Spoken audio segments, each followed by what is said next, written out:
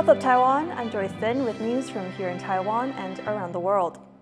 Prosecutors in Taipei say that so far they have questioned 4 people in an investigation linked to exploding pagers in Lebanon. The pagers, used by hundreds of members of the militant group Hezbollah, exploded last week in a deadly attack widely believed to have been carried out by Israel. A Taiwanese company was initially named as having made the pagers, a claim it denied. For the latest on this, Louise Watt joins us now live from Taipei. Louise, what do we know about these 4 people who have been questioned? Well, Joyce, we know that all 4 of them were questioned as witnesses. Now, one of them was the boss of Gold Apollo. That's the company at the center of all of this.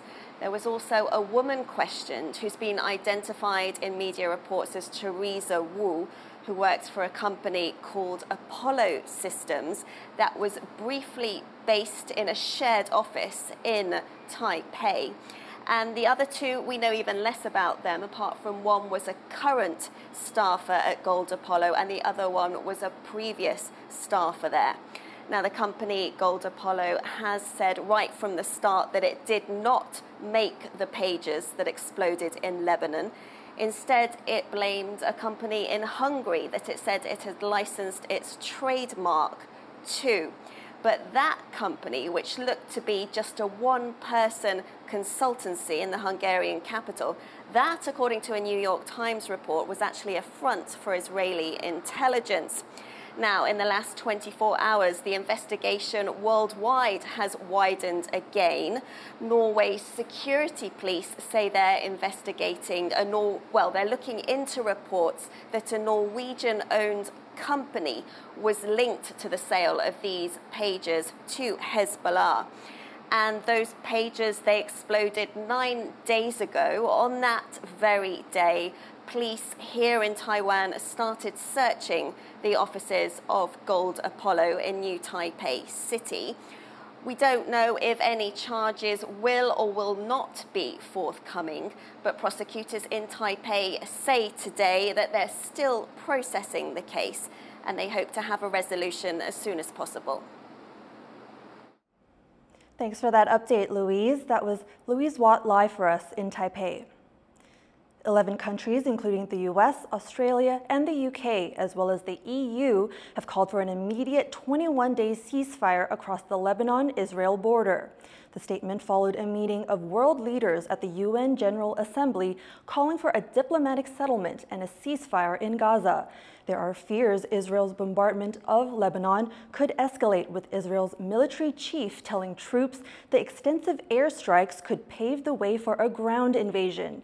Israel's bombing campaign has killed hundreds, injured thousands, and displaced 500,000 people in Lebanon.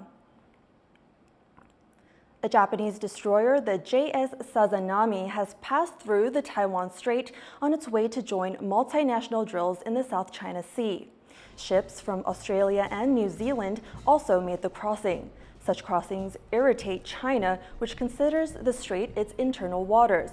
Japan's national broadcaster, NHK, says the transit is meant to stress freedom of navigation.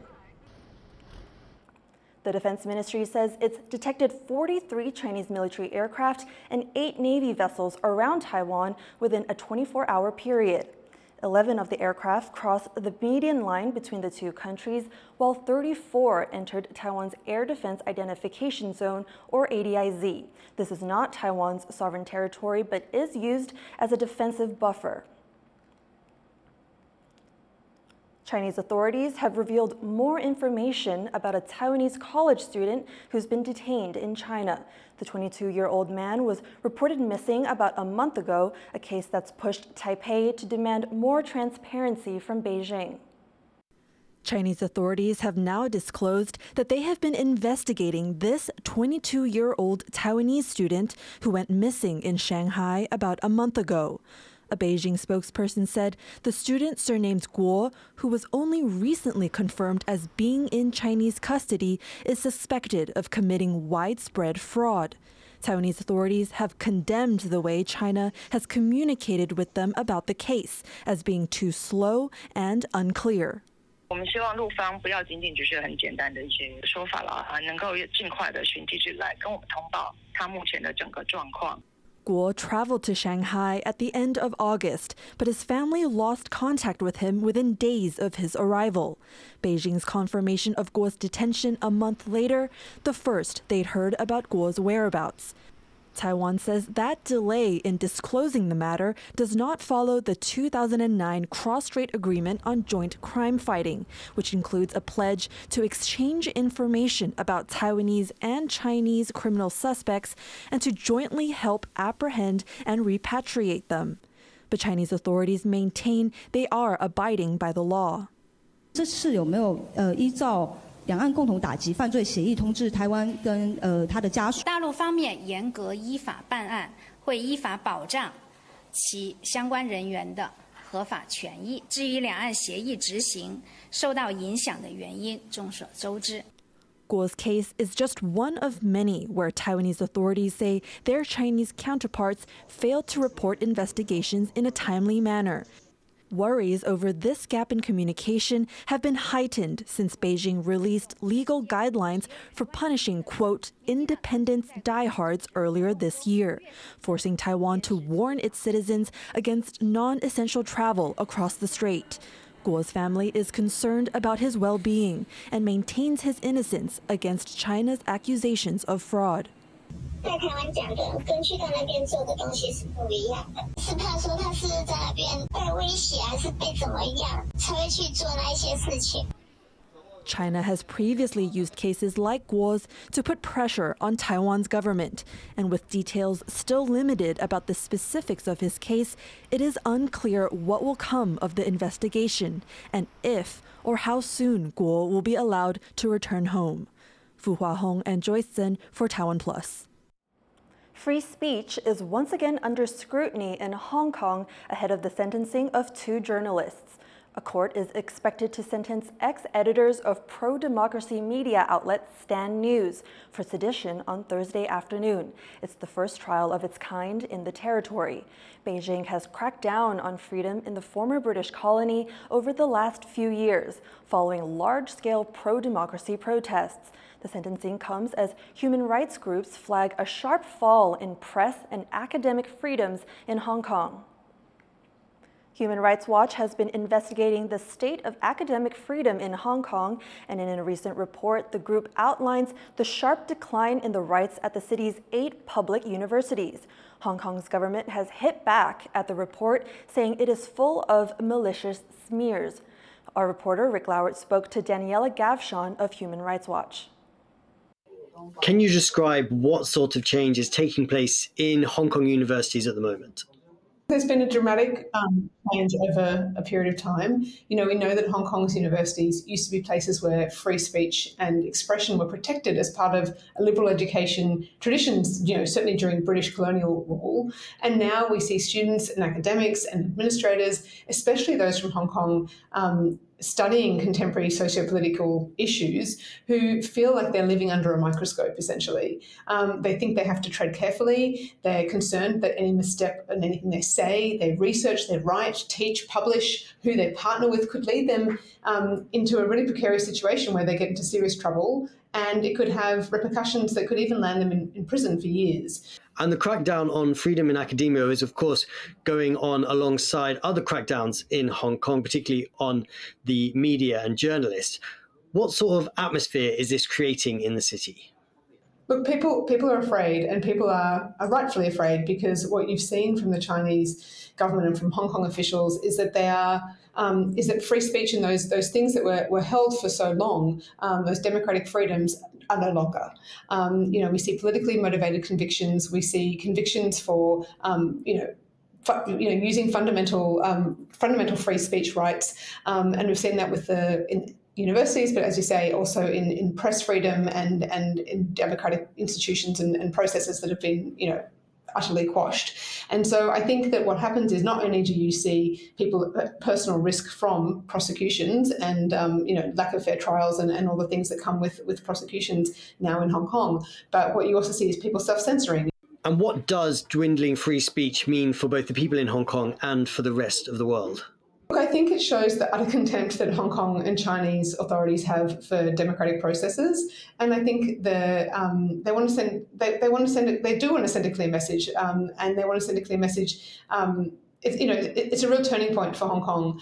And I think the main thing to remember is that democracy is not a crime, regardless of what the Chinese government and its Hong Kong officials might say. It is not a crime, and freedom of expression is a fundamental human right. And so really what we've lost is, without the democratic freedom in Hong Kong and without the media freedom in Hong Kong, we've really lost an essential window into Hong Kong, but also in the past it's been an essential window for the world into China, which we have lost by not having these fundamental freedoms protected in Hong Kong. That was Daniela Gavshon of Human Rights Watch. A scandal over imported eggs that began last year is making new waves. Police have started making arrests, with 4 now out on bail. Investigators, meanwhile, are untangling a possible web of fraud and corruption. John Van Trieste reports. This woman, Hsinchu Qiao, is out on a $63,000 bail. And though she doesn't see the need to do any explaining, the Taipei District Court disagrees. It wants to find out how Qin's company, Ultrasource, got a government contract to import millions of eggs during a severe shortage last year, even though the company had barely $16,000 in capital, wasn't yet registered, and had Qin herself as its sole employee. And Qin is only one of the suspects in what prosecutors believe may have been a complex fraud and corruption scheme. A second company, Brilliance Biotechnology, also got a contract despite a lack of qualifications.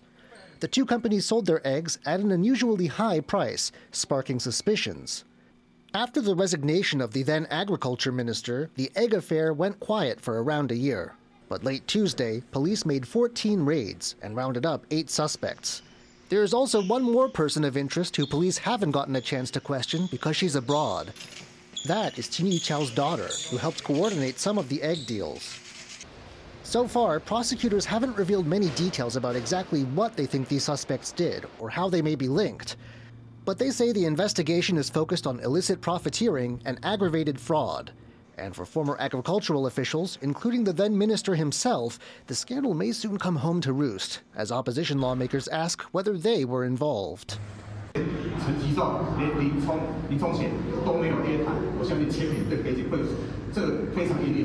The ruling Democratic Progressive Party, meanwhile, says the opposition, faced with its own scandals, shouldn't use the case to score political points. 证据到哪里就办到哪里，所以在野党不要一再的对于个别的司法案件下指导棋。 In a year filled with corruption scandals, old cases are piling on top of the new, leaving some lawmakers asking, how high up do they go? Devin Tsai and John Van Trieste for TaiwanPlus. The death toll has risen to at least 11 on Japan's north coast after heavy rain pounded the area last weekend. 9 people have been confirmed dead in Wajima City and 2 in Suzu City after record-breaking rainfall triggered landslides and floods. Search and rescue efforts are still underway for those unaccounted for since Thursday morning. The disaster comes as the region is still recovering from a magnitude 7.6 quake in January that claimed over 300 lives. Environmental protection groups are sounding the alarm over an offshore wind development near Hsinchu. The government this week approved the development following updates to the Ecological Protection Plan. Activists say there's been an alarming rise in stranded dolphins near floating wind farms.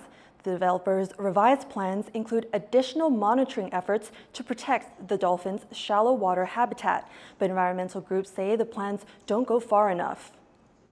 最新的研究告诉我们，台湾本岛的洛基苏海豚可能是个亚种。我们不希望这个可能的动物在后来因为施工的关系而导致它的族群量减少。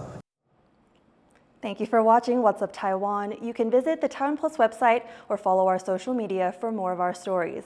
Finally today, check out this exhibition of a new dinosaur species in Spain. The long-necked dino was just unveiled earlier this month. I'm Joyce. Take care and see you next time.